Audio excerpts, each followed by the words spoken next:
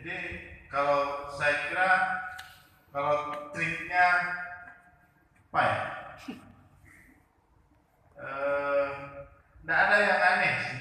Kalau saya sih tinggal menunggu waktu saja. Kalau trik yang lainnya saya kira jangan sering mengcopy paste. Copy paste boleh, tapi bersihkan dengan, kalau program ada di laptop ada notepad namanya.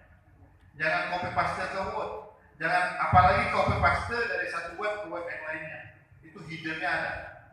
Metadatanya selalu itu.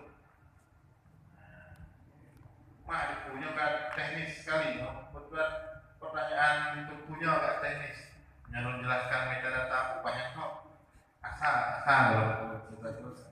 Jadi itu, ya.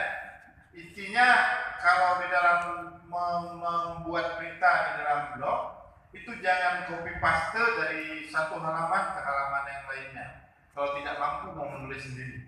Kalau lebih bagus berita itu tulis dari bahasa kita sendiri. Ya. Walaupun misalnya kita pernah baca tempat orang lainnya, tapi ada sistem similarity di dalam AdSense. Ada sistem plagiarism dalam AdSense. Jadi kalau pengen cepat AdSense-nya itu diterima, iklannya masuk juga bagus, cepat-cepat, nah itu jangan sering copy paste.